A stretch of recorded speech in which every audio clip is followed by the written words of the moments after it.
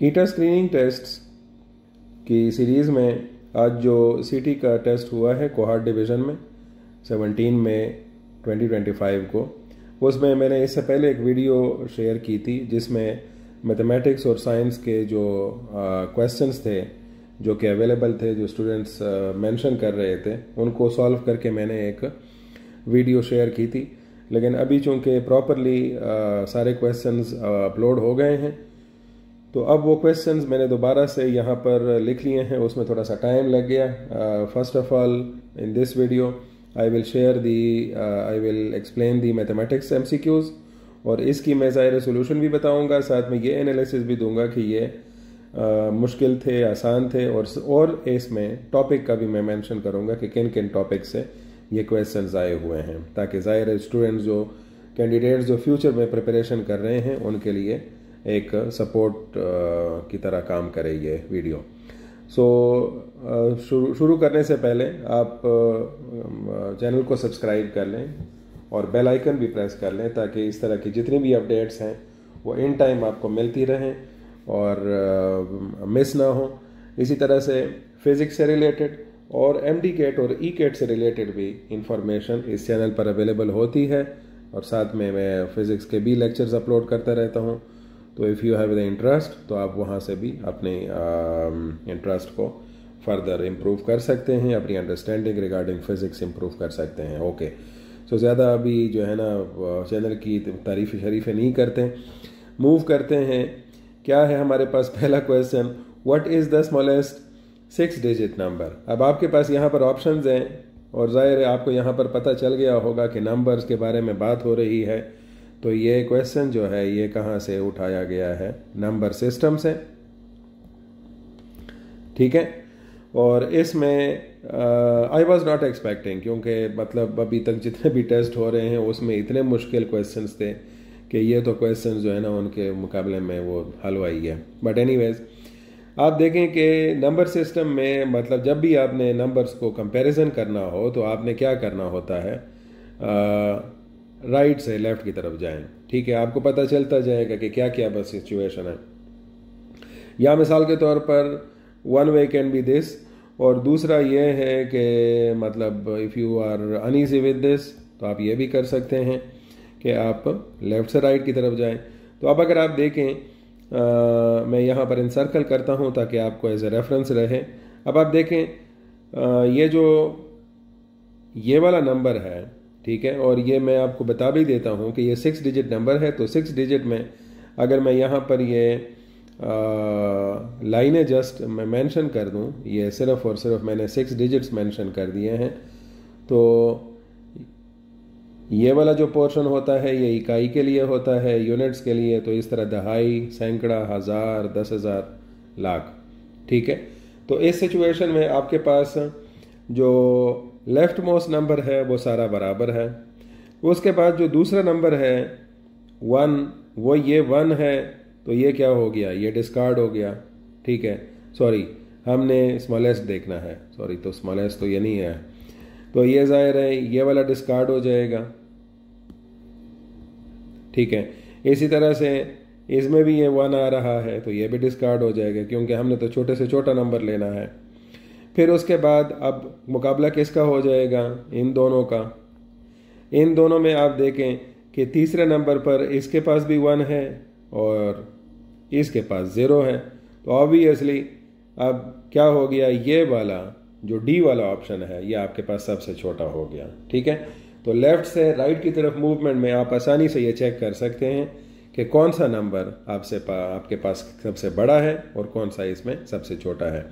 इसी में अगर आपको सबसे बड़ा नंबर चाहिए है तो वो कौन सा नंबर होगा, ऑप्शन सी वाला, ठीक है। सो इस लिहाज से हमारे पास जो करेक्ट ऑप्शन है वो क्या है, ऑप्शन डी। नेक्स्ट क्वेश्चन है हमारे पास, when we divide 9592 by 22 the quotient is. तो इसमें ये तो पहले आपको ये पता होना चाहिए है कि ये जो टॉपिक है ये सिंपल अरिथमेटिक, जो हमारे पास ऑपरेशंस हैं, डिवीजन, वहाँ से ये क्वेश्चन उठाया गया है। सिंपल डिवीजन है, और डिवीजन में चूंकि क्वोशंट आपको उन्होंने बता दिया है कि एक प्रॉपर इंटीजर है, तो आप हिम्मत कर सकते हैं कि डायरेक्टली इसको काटना शुरू कर दें। कैसे? 2 11s are 22, 2 4s are 8, एक इधर चला जाएगा 15 हो जाएगा, 2 7s are 14, फिर एक बच गया, एक इधर आ जाएगा, 2 9s are 18, फिर एक इधर आ जाएगा, और फिर 2 6s are 12। और चूंकि अभी आपको पता है कि ये तकरीबन आपके पास एक प्रॉपर इंटीजर फॉर्म आ रहा है, तो ज़ाहिर है 11 1s are 11, और मैं ये यहाँ पर लिख लेता हूँ ताकि थोड़ा सा आप आसानी से समझ सकें।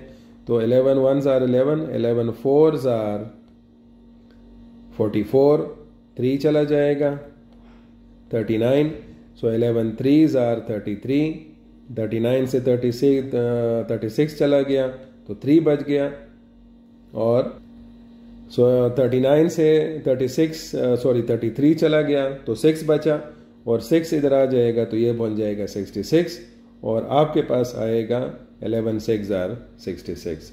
सो जवाब आपके पास आ जाएगा 436, और ये जी आपका हो गया जवाब ए वाला करेक्ट। फिर उसके बाद आ जाएं क्वेश्चन 3 की तरफ। क्वेश्चन 3 हमारे पास है, if the cost of 12 laptops is 9132, what is the cost of 1 laptop? Again आप इसे डिवीजन वाले केस में या मिसाल के तौर पर प्राइस वगैरह के लेवल पर आप चेक कर सकते हैं, क्योंकि ज़ाहिर है अब आपको क्या कहा गया है कि 12 लैपटॉप्स जो हैं उनकी प्राइस ये है। तो एक लैपटॉप की प्राइस, तो इसके अगर आपको नॉर्मल तरीका मतलब मैं आपको बता देता हूँ कि आप प्रॉपर टेक्निक से के साथ करें कि 12 लैपटॉप्स जो हैं उनकी प्राइस है 9132। एक लैपटॉप के लिए आप 12 पे डिवाइड कर दें दोनों साइड्स को, तो एक लैपटॉप रह जाएगा, और इसमें अब आप डिवीजन कर लें। डिवीजन के लिए आपके पास क्या होगा, अगर आप बड़ी डिवीजन नहीं कर सकते तो छोटे से शुरू कर लें। 2 6s are 12, 2 4s are 8, एक बच गया 11, 2 5s are 10, फिर एक बच गया, 2 6s are 12, फिर एक बच गया 13 से 12, 1 बच गया, और 2 6s are 12। तो ये बना 4 5 6 डिवाइडेड बाई 6। फिर ये किस पे जा सकता है, अगर हम थोड़ी सी हिम्मत करें, ट्राई कर लें कि ये क्या 6 पे डायरेक्टली जा सकता है, तो 6 1s are 6, 6 7s are 48, 8 पे तो इस पे बड़ा हो जाएगा, तो 6 7s are 42, 42 45 से गया तो 3 बच गया 36, सो 6 6s are 36, और 6 1s are 6, तो 761 आपके पास जी जनाब करेक्ट आंसर आ जाएगा। सो मुबारक हो, आपके पास इसका जवाब आ गया। नेक्स्ट क्वेश्चन हमारे पास आ रहा है question number 4, what is the prime factorization of 16? तो जाहिर है प्राइम फैक्टराइजेशन टॉपिक ऑलरेडी आपके सामने क्लियर हो गया है, इसका जवाब हमें आसानी से मिल सकता है, क्योंकि जाहिर है आपने प्राइम नंबर्स में इसको फैक्टराइज करना है, तो प्राइम नंबर में फैक्टराइज करने के लिए 2 multiplied by 2 multiplied by 2 multiplied by 2 होगा। सो 2 2s are 4 बन जाएगा, 4 2s are 8, and 8 2s are 16। ये वाला क्यों नहीं हो सकता, क्योंकि इसमें ये प्राइम नंबर नहीं है, इसी तरह ये प्राइम नंबर नहीं है, इसी तरह ये प्राइम नंबर नहीं है, तो ऑप्शन सी जो है ये आपके पास करेक्ट ऑप्शन आ जाएगा। Next question is, what is the remainder when the polynomial this is divided by x minus 4। यहां पर तो क्वेश्चन ये है कि रिमाइंडर कितना होगा, तो जाहिर है इसको हम सिंपल रिमाइंडर थ्योरम के साथ क्या कर सकते हैं, सॉल्व कर सकते हैं, जिसमें हम x की जगह क्या लगा देंगे 4, क्योंकि जाहिर है f ऑफ x जो पॉलिनोमियल हमारे पास बन रहा है वो 3x³ माइनस 2x² माइनस 150 है, ठीक है, तो उसमें हम x की जगह लगा देंगे 4। तो अगर हम 4 लगाएंगे, सो 3 4 का क्यूब बन जाएगा 64, माइनस 2 4 का स्क्वायर बन जाएगा 16, माइनस 150, इस तरह से 364 से आ जाएगा 192, माइनस 32 ये वाला, और माइनस 150। इसको अगर आप सॉल्व करेंगे तो रिमाइंडर आपके पास आ जाएगा 10, ठीक है, तो ये आपके पास यहां पर करेक्ट ऑप्शन हो गया। Question number 6 is, putting dash at the right of a decimal does not affect its value। ये डैश मैंने यहाँ पर ये वाला डैश नहीं है, बल्कि ये क्या है, ब्लैंक स्पेस है। ठीक है, खाली जगह है। तो ये खाली जगह के लिए हमारे पास ऑप्शंस हैं 0, 1, 10 और 100। तो जाहिर है जब आप डेसिमल के राइट पे लगाते हैं तो लेट्स से मेरे पास एक नंबर है 5.2। अब आप इसमें क्या लगा दें, इन्फिनिट 0 लगा दें, डजंट मैटर। तो आपके पास करेक्ट ऑप्शन क्या हो जाएगा, 0 हो जाएगा। कि 0 अगर आप डेसिमल पॉइंट के जितने बाद भी लगा दें उनसे कुछ फर्क नहीं पड़ता। नेक्स्ट क्वेश्चन है हमारे पास, ये भी जाहिर है ना डेसिमल नंबर से रिलेटेड था। Question number 7, which one of the following statement is true about the points A, ये के अपने कोऑर्डिनेट्स हैं, बी के अपने हैं और सी के अपने हैं। ऑप्शंस हैं the points are collinear, the points are form a scalene triangle, the points form a triangle and the points form a equilateral triangle.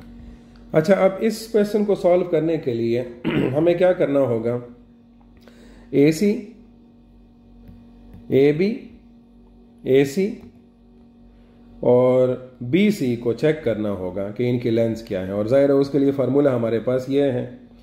तो ए के जो कोऑर्डिनेट्स हैं, एक ए बी के लिए बी का x2 जो है वो ये है और उसका ए का x1 जो है वो ये है। सो 2 माइनस 2, ये यहाँ पर मैं मिटा देता हूँ, दोबारा से लिख देता हूँ, -2 और जाहिर है दोनों के कोऑर्डिनेट 0 वाले तो 0 ही हैं। तो इसका आ जाएगा आंसर आपके पास, ये 0 आ जाएगा। सो 2 माइनस माइनस प्लस हो जाएगा, 2 + 2 4, 4 का स्क्वायर आ जाएगा और उसका स्क्वायर रूट, तो जवाब आ जाएगा 4।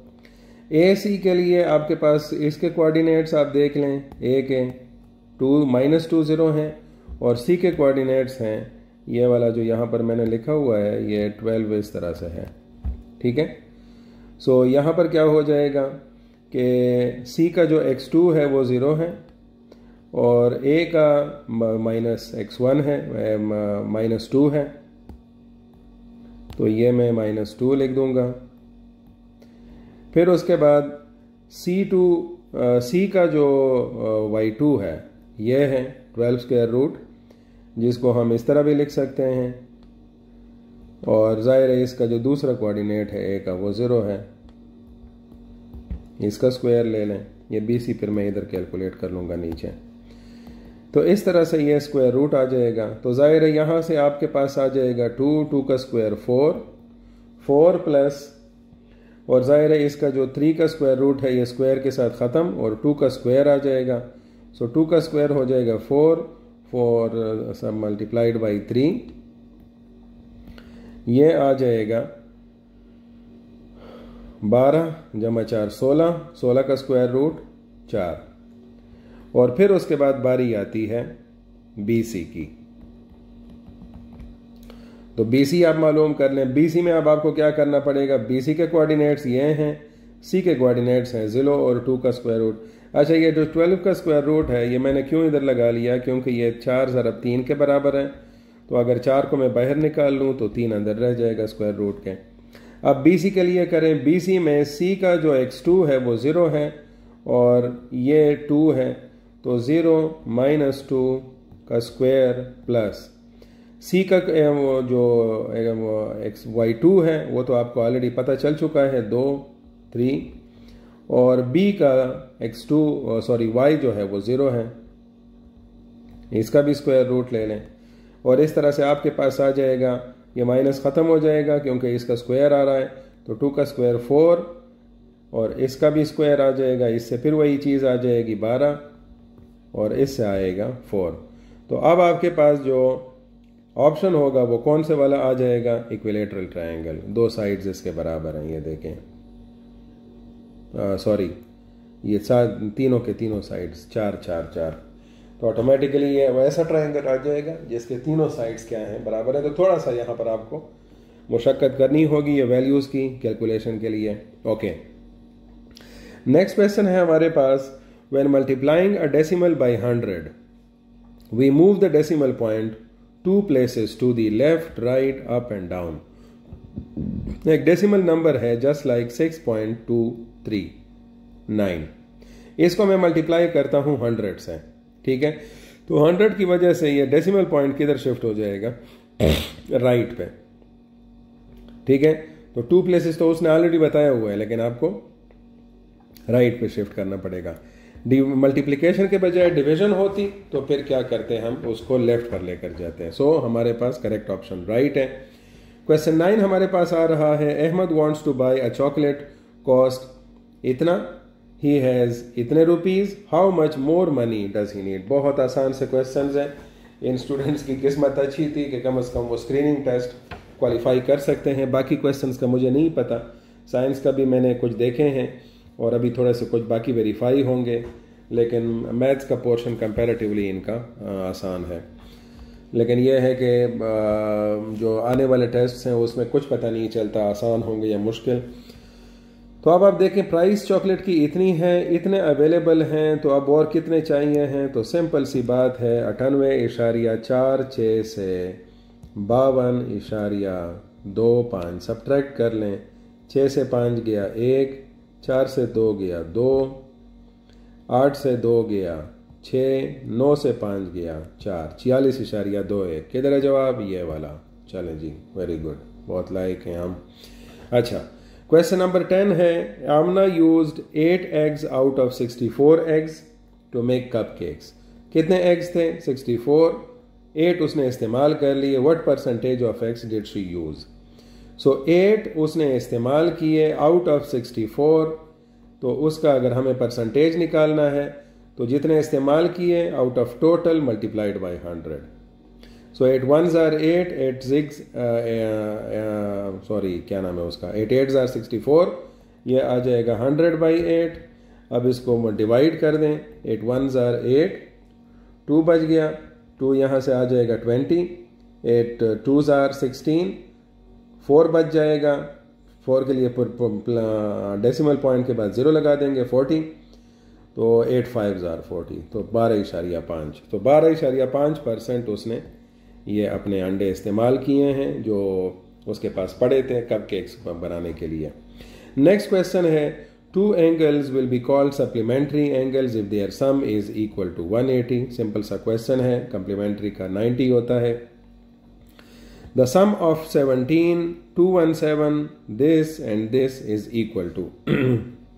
अच्छी बात है, आपको आसान क्वेश्चंस मिल गए और आपने अच्छी तरह से कर लिए। अब ज़ाहिर है यहाँ पर मुकाबला ये होगा कि स्क्रीनिंग टेस्ट में बहुत सारे लड़के स्टूडेंट्स कैंडिडेट्स तो आगे आ जाएंगे, लेकिन आगे फिर दूसरा मुकाबला शुरू हो जाएगा। 17,278, 217